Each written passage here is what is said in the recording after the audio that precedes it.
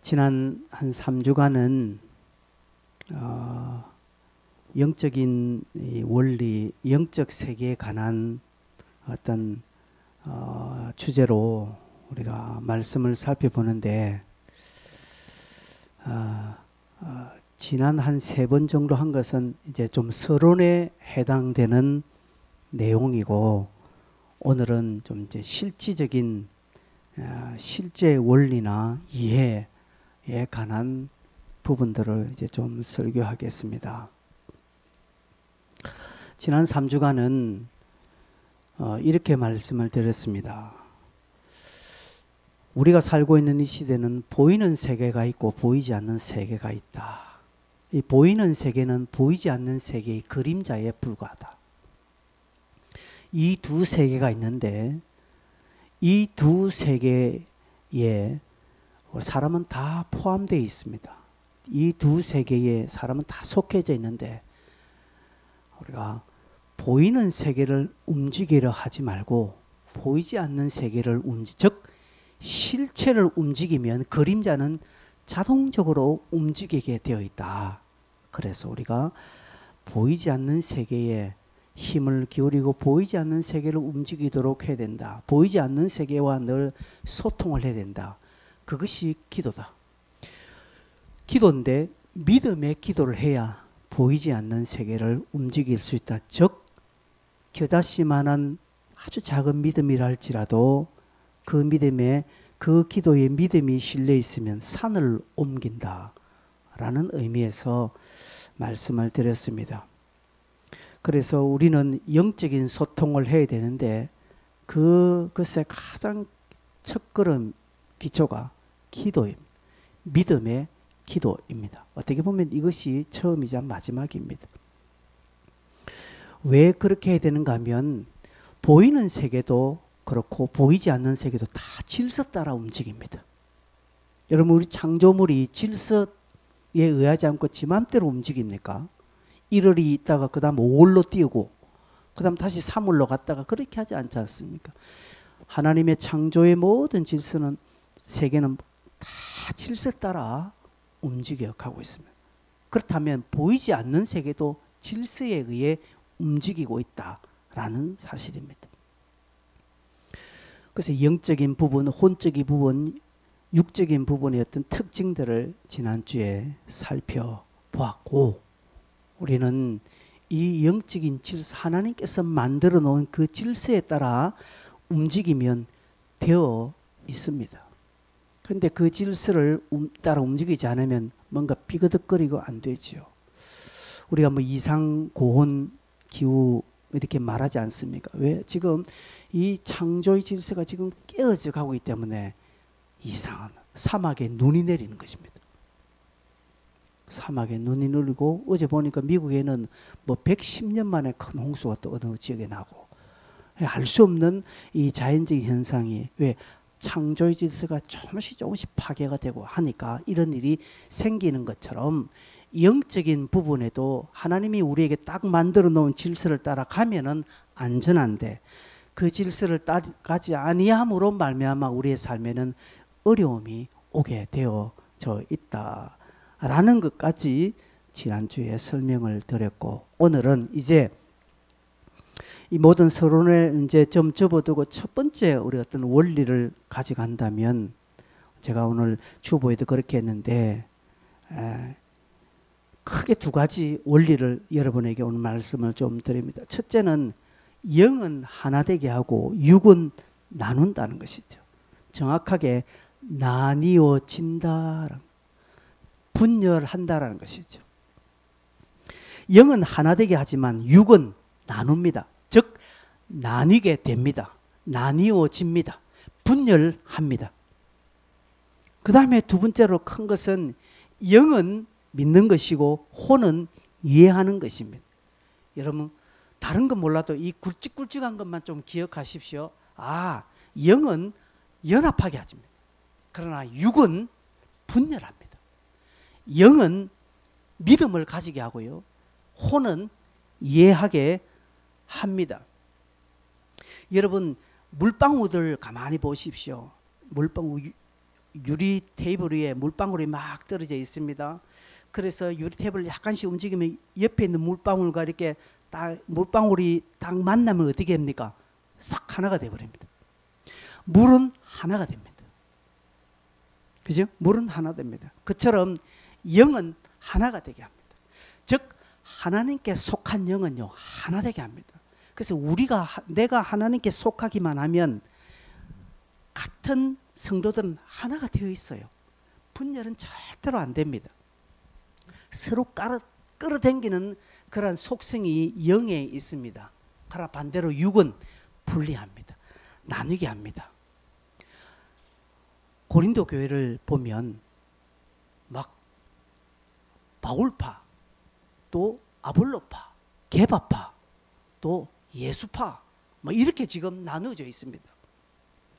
고린도 교회는 은사도 많고요, 지혜도 많고요, 사람들이 다 똑똑합니다. 아주 초대교회 중에서 가장 어뜸되는 교회라고 할 수 있습니다. 그런데 이 교회 안에 분파가 이루어져서 4분 5열 나누어져 있는 것입니다. 그것의 이유, 나누어진 이유는 세례 때문에 그렇습니다. 누구에게 세례를 받았느냐, 누구에게 영향을 받았느냐, 이것 때문에 고린도 교회가 나누어졌다는 것입니다. 여러분, 세례가 무엇입니까? 세례는 내가 그리스도와 한 몸이 되었다라는 표시거든요. 그죠? 내가 주와 함께 하겠습니다라는 이 표시가 세례인데, 이게 바울에게 받았다고 해서, 아볼로에게 받았다고 해서, 베드로에게 받았다고 해서 서로가 분리되었다는 것은 이게 정말 아이러니입니다. 세례 때문에 교회가 분열한다는 것이죠. 여러분, 오늘날 우리 주변에 교회 안에 분열이 일어나고 싸우는 교회 한번 보십시오. 무엇 때문에 싸웁니까? 그들이 사회 정의와 구현을 위해서 싸우지 않습니다. 그들이 싸우는 것은요, 이 자연 보호를 위해서 어떻게 할 것인가에 대하여서 교회가 싸우지 않습니다. 교회가 싸우는 일은 하나님 뜻을 위해서 싸웁니다. 희한하죠? 주차장에서 모여서 예배드리는 주차장파는요, 내주는 강한 성료 찬송하면서 주님이 자기 편이라고 합니다. 예배당에서 예배드리는 예배당파는요, 자신들은 하나님의 뜻을 위하여 순교하겠다고 합니다. 다 하나님의 뜻을 위하여서, 다 그리스도를 위하여서 하는데, 교회는 나뉘어지고 싸우는 게, 이게 오늘 교회의 현실입니다. 이상하지 않습니까? 우리가 다 한 세례를 받았고요, 한 몸이 되었다고 주장하고, 그리고 하나라고 이야기하는데, 그리고 멋지게 한 교회당을 지어놓고 함께 예배하는데 무엇 때문에 갈라집니까? 육적인 것 때문에 다 갈라지는 것입니다. 고린도 교회도 그렇습니다. 그래서 육은 나누어집니다. 아니요, 정확하게 표현하면 육은 그냥 나뉘게 만듭니다. 나누어 버립니다. 육에 속한 사람은요, 영적인 이야기하면서도 싸웁니다. 신학적인 논쟁 때문에 교회가 분열됩니다. 보십시오. 한국에 교단이 많습니다. 심지어 이 장로 교단 안에서 200개의 분파가 있습니다. 교파가 있습니다. 장로교회, 개혁 보수, 합동 보수, 개혁 무슨 보수, 고신 있죠, 뭐 합동 있죠, 고려파가 있죠, 순장파가 있죠. 별 파들이 많아요. 양파가 없는 것이 다행이라. 별별 파가 많습니다. 왜 그렇게 갈라졌을 거야? 다 신령한 것 때문에 갈라졌다는 것이죠. 이상하지 않습니까? 육은 이렇게 나누게 합니다.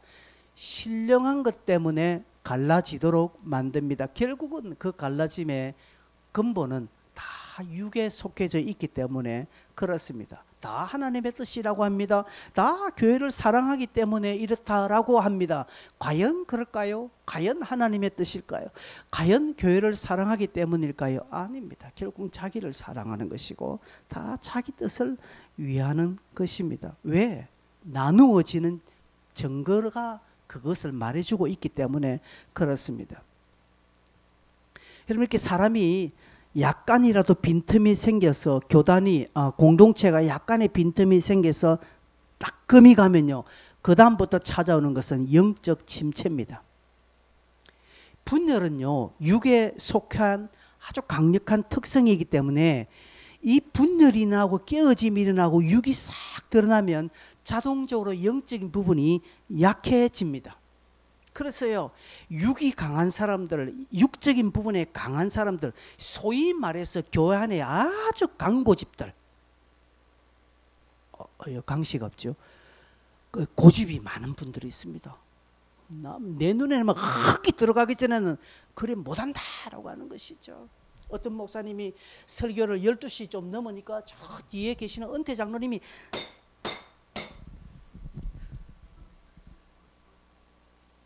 미칩니다. 그 목사님은 미쳐요. 그 목사님은 미칩니다. 12시 넘으니까 막 딱 자기 탁자를 막 세게 온 교회가 듣도록 막 3번 딱딱 치면서 앞에 있는 목사에게 뭡니까? 그 장로님인데 왜 그렇습니까?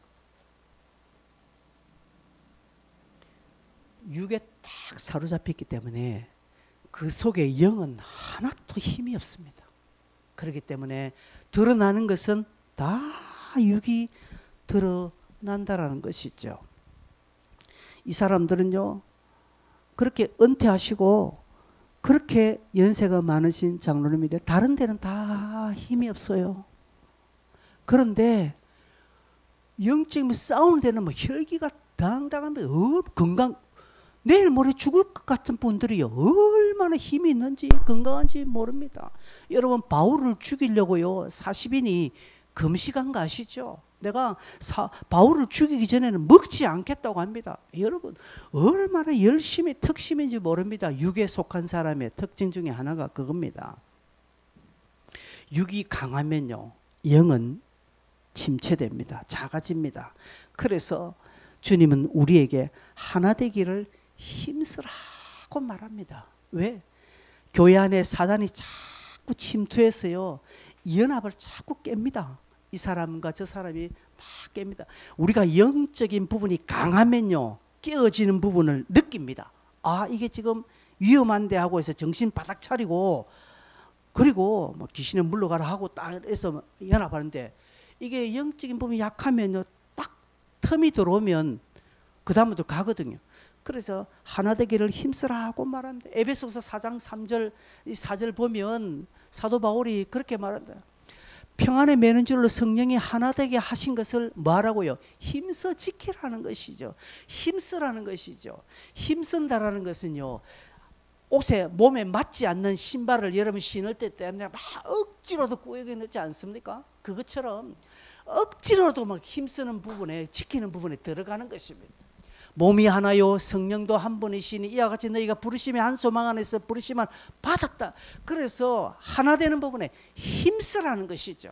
힘쓰라. 억지로 막 끼워 넣는 것을 의미합니다.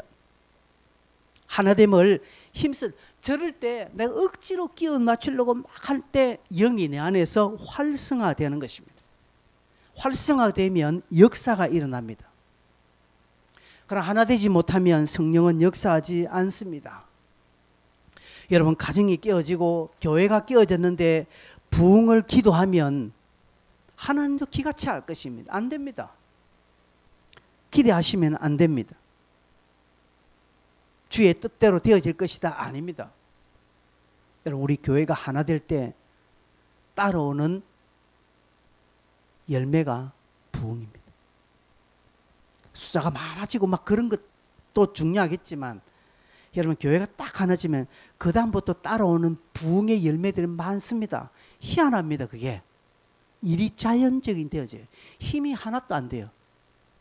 기도하는 것들이 힘들지 않아. 예배드리는 힘들지 않아요. 근데 교회가 분열되고 금이 가 있고 하면요, 기도하는 것이 힘이 듭니다. 무엇을 하든지 뭐 힘, 걔는 뭐 큰 것도 아닌데 그게 그렇게 힘이 들고 부담으로 막 찾아오는 것은 여기에 금이 갔다라는 것이죠. 청춘 남녀 간도 마찬가지입니다. 연애하는 청춘 남녀 두 사이가 금이 약간 가면 그 다음에 뭐가 하더라도 부담됩니다. 그렇지 않습니까, 여러분? 사람도 그럴진데 공동체도 그렇다는 것이죠. 그래서 바울은 평안에 매는 줄로 성령이 하나 되게, 성령은 어떻게 하나 되게 하는데 너희들도 힘써 그것을 지켜라고 말합니다.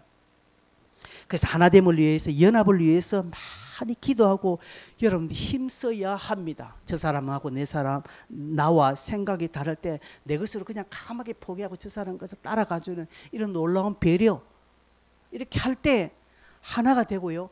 그렇게 되면 서로 영이 활성화됩니다. 그리고 상대방이 압니다. 나중에 보면 자기를 위해서 내가 포기한 것을 상대방이 알아줍니다.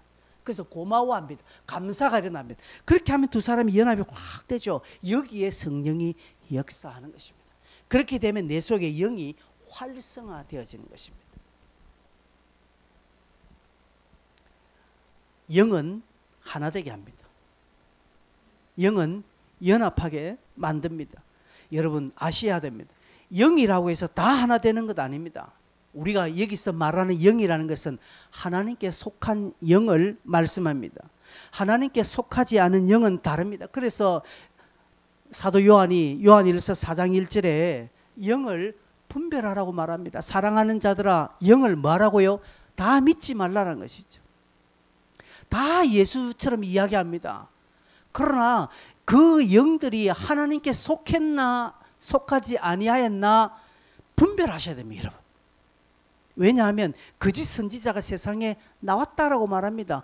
거짓 선지자가 많기 때문이라고 말합니다. 목사라고 해서 다 목사가 아닌 것 같아요. 잘 분별하셔야 됩니다. 여러분 유튜브에 떠도는 많은 목사님들의 설교 잘 보셔야 합니다. 잘 보셔야 됩니다. 여러분 유튜브 많은 분들의 가르침들을 보면 듣고 보면 그럴싸합니다. 그런데요 이상한 것이 많습니다. 얼마 전에도 제가 어느 장로님이 한번 무슨 저한테 보니까 초반부터 뭐 강력하게 잘해요. 괜찮다고 하던데 제가 들으니까 찝찝한 거예요. 여러분 들으면서 찝찝함이 찾아오면요 이거는 뭔가 의심해야 됩니다. 잘 분별해야 됩니다. 그래서 저는 제 개인적으로 기도할 때 분별을 위해서 많이 기도합니다. 하나님 저에게 분별력 달라고. 통찰력을 좀, 목사가 통찰력이 있어야 되고 분별력이 있어야 됩니다.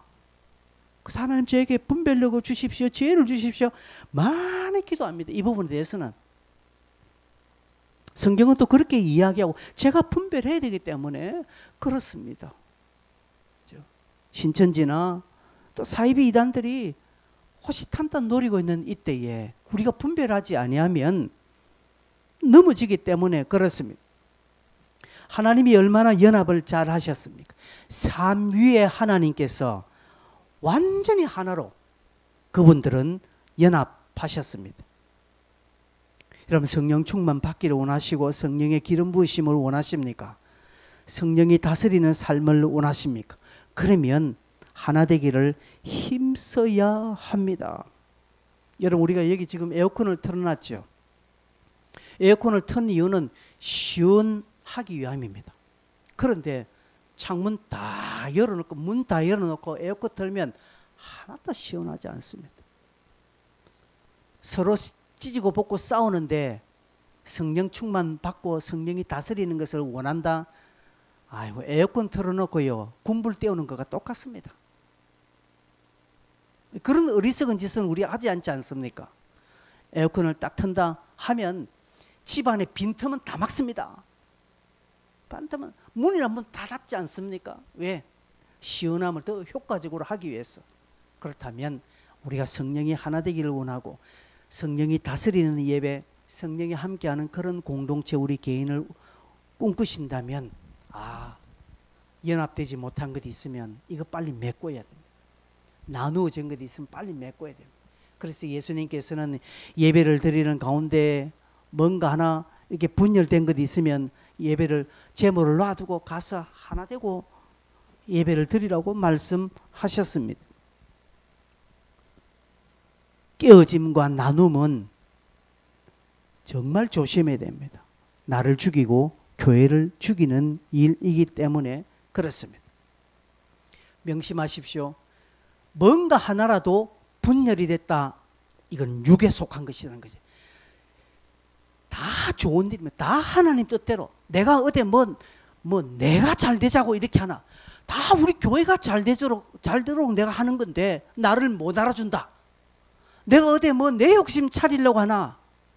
나도 다 기도했다. 나도 기도하고 우리 교회를 사랑하기 때문에 내가 이런 말 하지. 왜 사람들은 나를 몰라주나 하면서 탁 돌았으면 다시는 내가 뭐 이런 거 하는 거 안 봐라 하면서 확 가버립니다. 그것은 아무리 그 사람이 하나님 뜻을 위하여 한다 하고 교회를 사랑하기 때문에 한다고 하고 기도해서 그렇다 하기 때문에 뭐 했다 하지만 딱 그가 분열하는 위치에 딱 서면 끝입니다. 그건 육에 속한 것입니다. 여러분 스스로가 그런 모습이 딱 있으면 이거는 내게 큰일 났다. 내가 지금 에어컨 틀어놓고 방구들 지금 군불 지피고 있는 모습하고 똑같다라고 생각하시고 빨리 돌이키시길 바랍니다. 여러분이 아무리 잘했고 하나도 틀린 것이 없다 할지라도 막 억울해서 미치겠다고 생각한다면 왜? 뭐가 유행하신? 네. 그렇게 하셔야 합니다. 한번 확인해 보면 뭐가 에어컨이가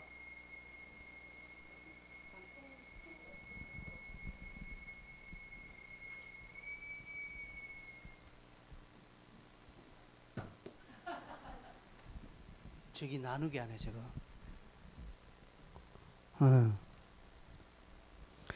여러분 꼭 명심하십시오. 여러분이 억울하더라도 그래 하고 참고 그 하나 되는 자리 힘써 지켜야 됩니다. 그러면 하나님이 그를 알아주십니다. 복 주십니다. 그런데 섭섭하다고 알아준다고 탁 하고 마음에서 가버리면 끝나는 거죠. 그 다음 두 번째로는요, 영은 믿음입니다. 혼은 이해하려고 자꾸 합니다. 우리가 조금 전에 읽었죠. 고린도서 1장 18절 보면 십자가의 도가 멸망하는 자들에게는 미련하다고 합니다. 구원받는 우리에게는 하나님의 능력이라고 말합니다. 기록된 바 내가 지혜 있는 자들의 지혜를 멸하고 총명한 자들의 총명을 폐하리라 하였으니 지혜 있는 자가 어디 있느냐? 선비가 어디 있느냐? 이 세대의 변론가가 어디 있느냐? 하나님께서 이 세상의 지혜를 미련하게 하신 것 아니냐? 하나님의 지혜에 있어서는 이 세상이 자기의 지혜로 하나님을 알지 못하므로 하나님께서 전도의 미련한 것으로 믿는 자들을 구원하시기를 기뻐하셨도다 라고 말합니다.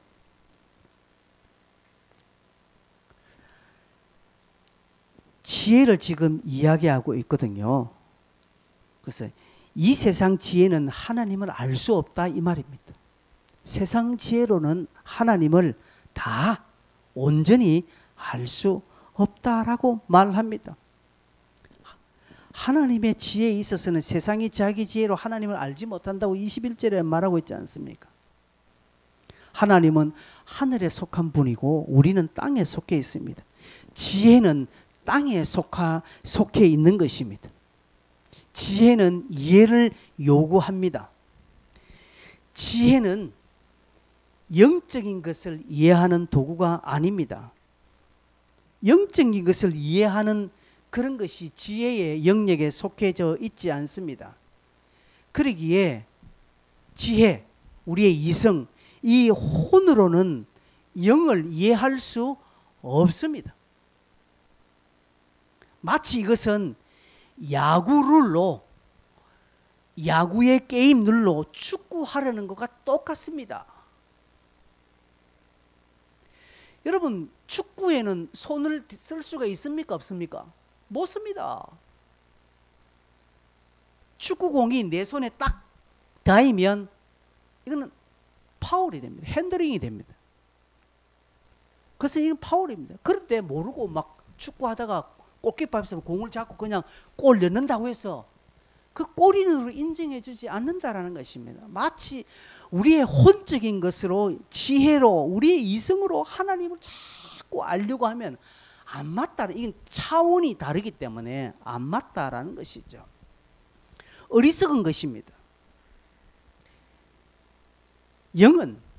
영적인 것은 이해하는 것이 아니라 믿음으로 알아가는 것입니다. 물론 하나님을 이해하고 하나님을 알아가는데 지혜의 기능이 전혀 필요 없다라고 하는 것은 아닙니다. 하나님은 지성적인 분입니다. 어느 정도 인간이 좀 더듬어서 알 수 있게 자기 자신을 드러내신 하나님이십니다. 그래서 지성으로 하나님을 알아갑니다. 지난번 말씀드렸죠. 이어른 교수가 그런 지성입니다. 나 이 글에 대한 탁월한 능력이 있으니까 누가 가르쳐 주지 않아도 그가 글을 통해서 하나님을 알아갑니다.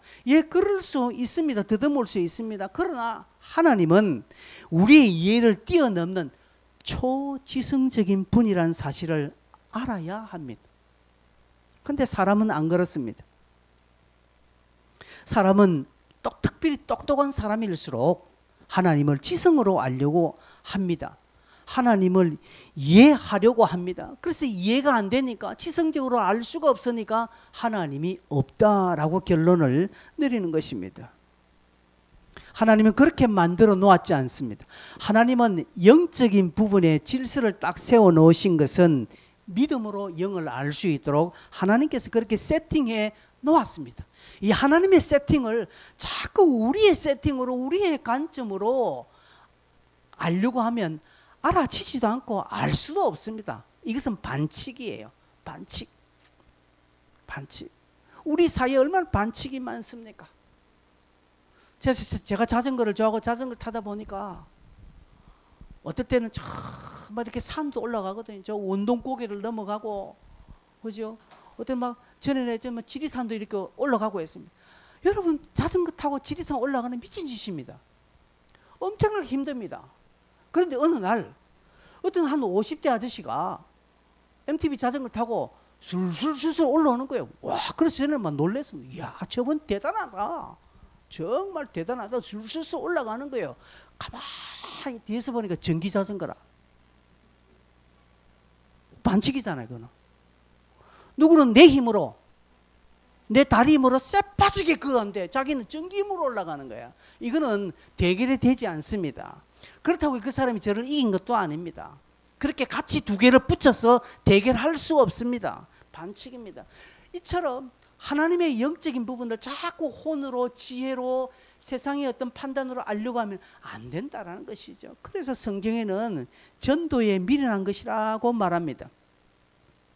사람이 볼 때는 미련한 거예요, 이게. 그러나 하나님께서는 그렇게 하신 이유는 영적인 부분에 있는 것이기 때문에 너희들이 영적으로 이것을 해석하고 영적으로 받아들여서 영적인 복을 받으라고 하나님이 그렇게 허락하신 것입니다. 그래서 우리가 구원은 믿음으로 되어지는 것입니다. 믿음을 통해서 구원을 얻습니다. 이해 안 됩니다. 이게 똑똑한 사람들요. 저도 몇 번 전되면 세상 사람 똑똑한 사람들이 믿음으로 구원 얻는다. 그들은 이해하려고도 안 돼요. 뭔가 나름대로 네가 40일 특별 금식을 하고 기도하면 그리고 구원을 얻는다면 사람들이 이해합니다. 루트가 그 성당의 긴 계단을 고행하면서 무릎으로 올라갑니다. 무릎으로 그 신부들은 옛날에 그 수행하기 그래 무릎으로 올라가는 계단을 올라가거든요. 무릎으로 계단을 올라가다가 중간쯤에다 이런다고 내가 구원 얻나? 아니 무릎으로 올라간다고 해서 내가 구원 얻나? 그럼 내가 신부된 게 뭐냐? 거기에서 이제 깨달으면 아니다라는 것을 그건 알죠. 그리고 그가 성경 읽으므로 믿음으로 구원을 얻는다. 오직 의인은 믿음으로 된다라는 사실을 발견하면서 때려쳐버립니다. 그 다음부터 그는 성당을 걸어 올라갑니다. 모든 사람이 루터를 불경건하다라고 하지만 아니다라는 것이죠. 여러분, 믿음은 구원입니다. 이게 이해가 되어집니까? 이해 안 됩니다. 근데 가보니까 나중에 이해되더라는 것이죠. 지난주에 제가 말씀드렸습니다. 우리는 믿지 않고도 얼마나 많은 것을 이해하고 있습니까? 그죠? 알고 있습니다. 내가 태어난 날 내가 확인하지 않았습니다. 내가 태어난 날 확인하지 않았습니다. 그런데 내 생일이 그날이라는 것을 내가 알고 있습니다. 그건 철떡같이 믿고 있습니다. 이해하지 않아도 확인하지 않아도 우리가 믿고 사는 것이 얼마나 많습니까? 여러분이 지금 가지고 다니는 핸드폰의 모든 기능을 다 이해하고 여러분 사용하십니까? 아니잖아요. 이 핸드폰이 어떤 원리로 이렇게 되어지고 이런 기능을 내가 할 수 있는가? 그 원리, 그 속에 숨어있는 비밀 하나도 우리는 모르지만 핸드폰으로 전화하면 통화가 된다는 사실을 우리가 믿고 있지 않느냐 이 말씀입니다. 그래서 이해하려고 하지 마십시오. 이해하려고 하는 것은 아주 육적인 사람의 특징입니다. 그래서 하나님은 지혜를 멸하시고 총명을 폐하신다라고 말씀했습니다. 19절을 보니까 내가 지혜 있는 자들의 지혜를 멸하고 총명한 자들의 총명을 폐하신다라고 말합니다. 여기에 지혜 있는 자는 누구를 말합니까? 인생을 혼으로 생각하는 사람, 인생을 나름대로 지식과 지혜와 이해로 풀어가려고 힘쓰는 사람이 지혜 있는 자들입니다. 세상살이를 내 생각으로, 내 능력으로, 내 판단으로, 내 주산으로, 내 주판으로 튕기어서 내 플랜으로 감당하겠다라고 하는 사람이 지혜 있는 자입니다. 이런 지혜 있는 자의 특징은 이 혼적인 부분이 굉장히 강화됩니다. 강합니다. 그래서 이것으로 세상을 판단하기 때문에 누가 옆에서 뭘 해도 잘 들리지 않습니다. 똑똑한 사람일수록 그렇습니다. 왜? 혼이 너무 강화되었기 때문에 그렇습니다. 혼이 너무 강화되면요, 믿음이 뚫고 놓을 수가 없습니다. 영적인 것이 드러날 수가 없다라는 것이죠. 그러기에 반대로 영을 강화시켜야 합니다. 내 속에 있는 영을 강화시켜야 합니다. 어떻게 해요? 자꾸 믿음으로. 여러분, 우리가 자꾸 감사하는 것은요, 영을 강화시키는 훈련입니다. 자꾸 감사하십시오. 이해가 안 돼도 자꾸 감사하고요. 우선 믿으려고 하셔야 됩니다. 믿음이 우선이지 이해가 우선이 아니라는 사실입니다. 그래서 늘 믿음으로 자꾸 하고, 이해가 안 돼도 믿음으로 판단하고, 몰라도 믿음으로 이야기하고, 누가 그래도 막 감사하고, 그래도 억지로도 하면 내 속에 있는 영이 조금씩 강화되어지고 활성화되어진다는 사실입니다. 하나님께서 그렇게 해 주시는 것입니다. 태어날 때부터 강골체격이 있습니다. 그죠? 전성적으로 강골체결로 태어난 사람이 있습니다. 뼈가 두껍고요, 부모로부터는 유전자에 근육이 많고 그래서 있습니다. 어떤 사람 태어날 때부터 너무 약하게 태어났습니다. 약하게 태어났지만 그가 꾸준하게 식단으로 관리하고 헬스장에서 근육 운동을 강화시키면 근육이 자랍니다. 특별한 체질 아닌 다음에야 근육이 자랍니다. 지금 헬스장에서 열심히 운동하신 분들 계시죠? 예, 그 운동하면 그 부분에 자라요. 근육이 자라요. 영도 마찬가지입니다. 내 속에 있는 믿음, 이 영도 자라거든요. 왜? 자꾸 그 부분 훈련을 하면 어떤 훈련을 합니까? 감사로, 그리고 이해가 아니라 믿음으로 자꾸 받아들이려고 하면, 그래도 또 안 되면 또 믿음으로 해보고, 그래도 내 생각에는 또 믿음으로 가고, 자꾸 반복하는 것입니다. 자꾸 하다 보면 어느 순간에 믿음이 조금씩 자랍니다. 어떤 사람이 이야기합니다. 믿음이 잘 자라지 않습니다 라고 합니다. 목사님, 제가 교회를 다니는데 믿음이 안 자라요. 하나님이 저를 사랑하지 않는 것 같아요. 안 자랍니다. 그래서 묻습니다. 성경 읽느냐면 안 읽어요. 기도하냐면 안 해요. 밥은 안 먹고 늘 그냥 인스턴트 이런 식품 먹으면서 건강이 안 좋다 이야기를 합니다. 밥 먹으라 해도 안 들어요. 늘 다른 거 먹고요. 그러니 무슨 건강이 되어집니까? 안 되지 않습니까? 여러분의 믿음이 강해지려고 하시면 그 믿음의 근육을 키우셔야 됩니다. 자꾸 감사하십시오. 믿음으로 자꾸 고백하고요. 믿음으로 행하도록 자꾸 노력. 내가 지금 영적인 헬스장에 왔다라고 생각하고 이 부분들을 강화시키는 훈련을 해야 합니다. 그래야 믿음이 자라지. 어느 순간부터 믿음이 확 자라는 거 아닙니다. 특별한 경우에 하나님께서 사도 바울과 같은 그런 사람을 한꺼번에 탁 변화시키면서 그에게 믿음을 주셔서 그런 사람이 있죠. 그러나 일반적으로는 그렇지 않습니다. 믿음이 그렇게 하루아침에 푹푹푹 자라지 않습니다. 원하는 만큼 자라면 얼마나 좋겠습니까? 그렇지 않습니다. 믿음의 훈련을 계속해야 합니다. 그것은 내 생각, 내 판단이 아니라 하나님을 향한 믿음으로 고백하고 이야기하고 믿음으로 자꾸 결정을 하는 것입니다. 여러분은 삶의 순간에 이런저런 갈등의 순간이 올 때에 그때는 무조건 믿음으로 결정해버리면 안전합니다. 탈 없습니다.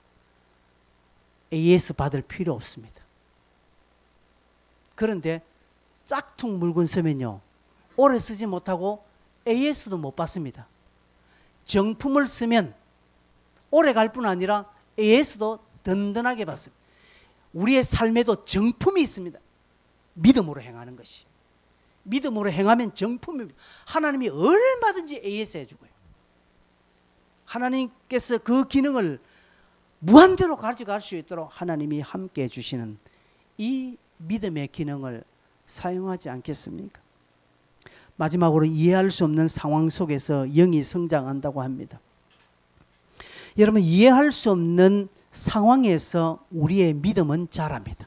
어제 우리 청년들과 같이 공부했습니다. 우리가 언제 자랍니까? 시련을 통과할 때예요. 시련을 통과할 때.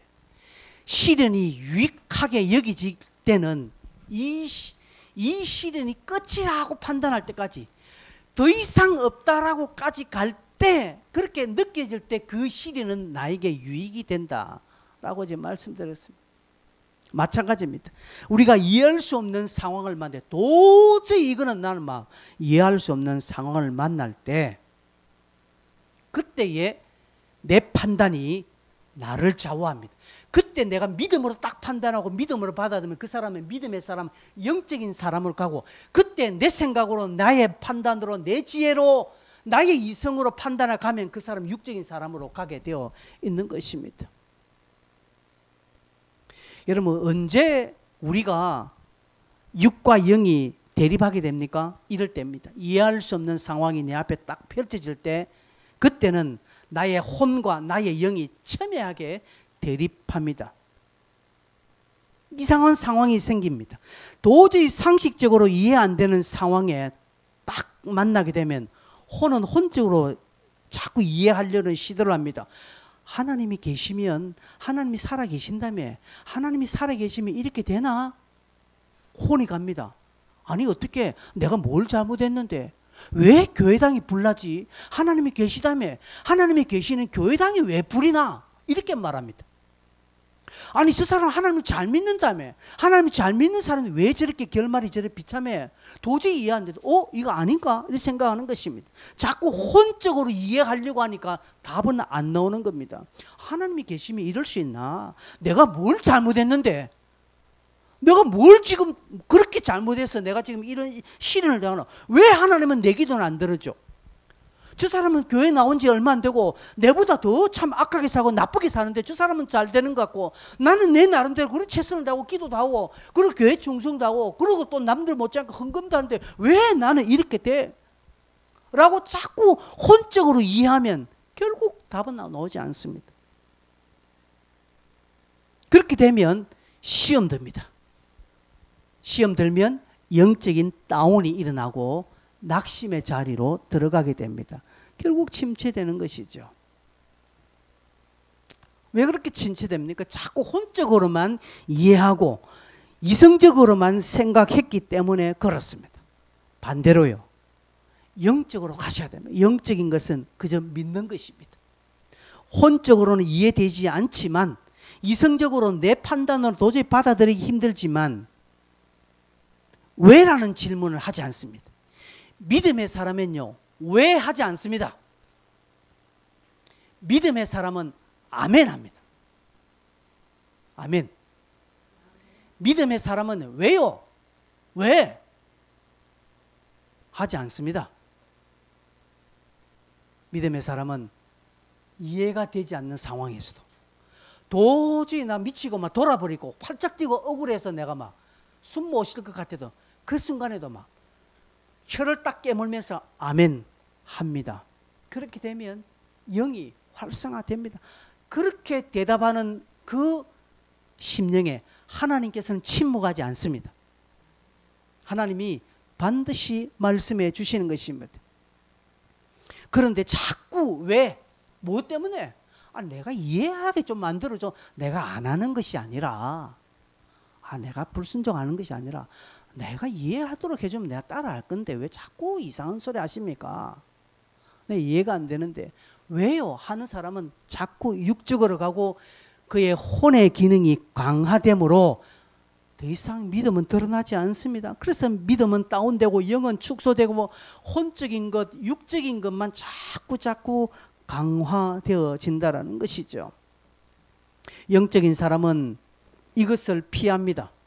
여러분이 정말 이해할 수 없는 상황을 딱 만났을 때에 막 질문이 나오고 왜 그럴까 억울하고 막 괴롭지만 그때 여러분 혀를 딱 깨물면서 아멘 하고 탁 돌아십시오. 영적으로 탁 돌아서 왜를 묻지 말고 아멘 믿습니다 라고 하는 것이 뭘 믿습니까? 그러면 그 자리에서 그냥 믿습니다. 그냥 내가 믿습니다 말만 한다고 되는 게 아니라 뭘 믿습니까? 그 믿음은 그런 순간에도 하나님은 선하십니다. 그런 순간에도 하나님은 늘 옳습니다. 하나님은 완벽하시고 완전하심이고 하나님은 나를 잘 아시고 이 순간도 하나님께서 선하게 나를 인도해 주실 것입니다. 내가 억울하고 미치고 내가 이해 안 되고 도저히 막 힘도 없는 그런 상황이 임에도 불구하고 내가 아멘으로 돌아서면 하나님께서 나를 지켜주실 것이라는 믿음, 하나님은 진리시고 선하시다란 God is so good이라고 고백하면서 믿음으로 딱 서면 내 속에 나도 모르는 영이 싹 일어납니다. 영적인 성장이 일어납니다. 영적인 성장과 영적인 부분이 강화되면 그곳에 성령이 역사합니다. 그곳에 성령이 역사하기 때문에 얼마 지나서 하루 이틀 딱 지나면 그래서 하나님이 이래 하셨구나. 금방 하나님께서 그 다음에 이해시켜 주십니다. 여러분이 믿음을 먼저 가지면 그 다음 하나님께서 이해시켜 주신다는 것이죠.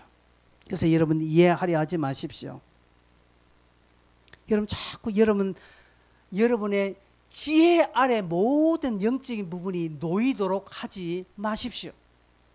그러면 되지 않습니다. 영성은요, 믿음은요, 우리의 어떤 신앙은요, 이해할 수 없는 이해할 수 없는 상황을 믿음으로 받아들이고 믿음으로 통과할 그때의 영성은 강화되어지고 성장합니다. 그때 만들어집니다.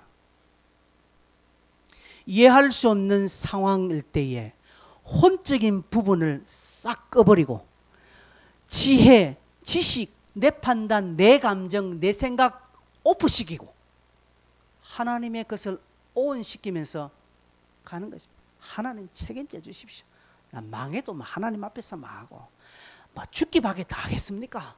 죽으면 나는 천국 가는데 아멘 하고 가면 그가 켜놓은 온 기능 때문에 하나님이 빛을 발해 주실 것이라는 사실입니다. 여러분 인생에게 언제 영적인 근위가 부어지는 줄 아십니까? 하나님께서 언제 나의 어깨에 근위를 부어주시는 줄 아십니까? 억울한 일을, 이해할 수 없는 일을 묵묵히 통과할 때입니다. 묵묵히 신앙으로 믿음으로 통과할 때, 즉 하나님을 의지함으로 통과할 때 하나님께서 그의 양쪽 어깨에 권위의 옷을 입혀주시는 것입니다. 주님이 그렇게 십자가의 길을 가셨습니다. 다 이해하려고요. 다 이해되고 해결되는 인생 없습니다.